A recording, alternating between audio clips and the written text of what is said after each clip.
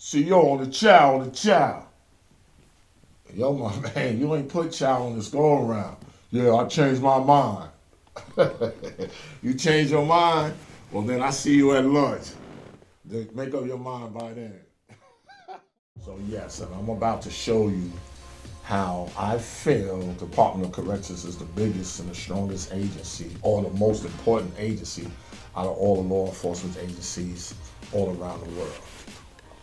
Okay, so after this gentleman or after this male or female gets arrested, gets detained, and they go through the court system, they found guilty, and they get served a certain amount of years, or 2 to 5, or 3 to 7, 25 to life. They are sent off to a facility. In the state of New York, they sent to a state facility, and all throughout the states, they have their state facilities or their penitentiaries or whatever you call, or you can go to the feds. So while you're there and you're under control, you have correction officers that are taking care of you. So now, agencies that dealt with them are done. They're finished. They don't have to take care of this guy no more. Now the Department of Corrections has to take care of him for the duration of his time. He might be shipped throughout the agencies into corrections, but they have to take care of him. So this felon, this bad criminal that y'all wanted off the streets, now y'all forgot about him because he's in a city. He's in jail. Y'all forgot about him. And now that's where the correction officer takes over. It's about care, custody, and control. So now, on a daily basis, we have to care for this guy. We have to make sure he doesn't escape. That's the custody. And we got to make sure that this jail stays under control.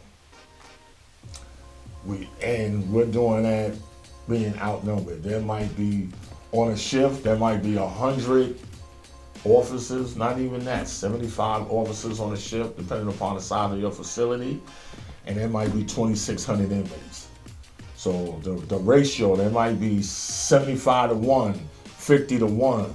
One time I was in a yard, it was 100 to 1. It was 4 officers, and our yard count was 453. And at the time, we didn't even have a tower. So you mean to tell me that being a correction officer, my odds and my risk factor and my factor of getting hurt are highly elevated. To me, they're more elevated than all the other agencies that's around us. Yes, not saying that they don't have a height at that level, but we have a constant height at that level. Every day we have it. You know, you might go to work and being a police officer, never draw your gun, never have no contact with any criminal element. I'm definitely going to have contact every day with the criminal element because I'm watching the criminal element. I'm taking care of the criminal element. I'm making sure he stays inside this jail. So I feel personally that the Department of Corrections and corrections officers, they even sometimes call them jailers, have the toughest job in law enforcement. Please hit subscribe, hit like, hit the notification button. That's right. Come to Lou Diamond Podcast on YouTube. Come check me out. Leave a comment and I'll get back to you. So another thing about me saying that the department is a lost department in law enforcement is because we're inside the city. It's a city in a city, and basically we don't have nothing. You can't bring no weapons in jail. So you know all the weapons are kind of outside the jail. So our ability, our risk factor to get harmed, you're going in there just your 1 and 2. So a police officer might have a gun, he might have a rifle, he might have an assault rifle. He might have a backup, he might have a baton, he has a bulletproof vest. We don't go in there with any of that. We go in there maybe with a baton. And that same criminal that he took down with all of those stuffs attached on his body, we don't have any of that. So that's why I try to say that it's a lost department in law enforcement. And what we go through and our ability to try to keep everything under control, it's very hard to do. So it's about organization. I'm not going to lie. It's about organization. So you need the supervisor. The inmate wants supervision. He likes supervision. So that's why they allow us to run the jail. Because when the jail's running good, they having less problems. When the jail is running rough, they having more problems. So the inmate likes the organization part and the routine part too. But, you know, it has to be a well-fine tool to keep that department up and running, which we had a lot of bumps, but we overcame bumps. Every day on a daily basis, we overcame those bumps and those obstacles to get through the day. So that's why I say this, the lost department, and nobody understands how important it is to our society. Yeah, so I'm back. This is all about enlightenment. This is all about enlightenment. That's all. It's things that I feel that should be spoke about.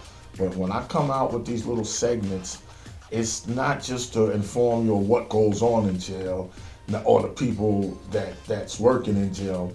It's to inform that person that's filling out that application. Does he have what it takes? Does he know how much it takes to be a correction officer, to walk through that gate? See, I praise correction officers. They're not praised like they should. So I praise them because I was one. And I see and I felt and I feel what people go through. And I know it was hard work. So I'm just trying to let the people that's out there filling out the applications, are you ready? And do you have what it takes to be a correction officer? Yes, I want to talk about the civilians in the Department of Corrections. I give it to you. Your civilians, I commend y'all for coming in through that door and working every day and being around the criminal element. It's hard to stay focused. We have a lot of problems. Not a lot, but we lose an officer every day that steps over the line, and we lose civilians that step over the line. Y'all don't understand that just because they came, they got arrested, they got caught, and they inside jail. The criminal activities on some of these guys don't stop. So you don't know. They're chipping at you to try to win you over to do the craziest things. So, but all you civilians I worked with, and I worked for the state over 35 years. So I've been friends with y'all, and I see y'all are hardworking individuals too. I see y'all come to work, and y'all deal with everything that we have to kind of deal with. I mean, y'all are not going to the coals, y'all are not taken down, but y'all dealing with a lot of stuff that we have to deal with because we have to have contact. Y'all have just as much as contact at us. Like I might have contact with a guy 16 hours.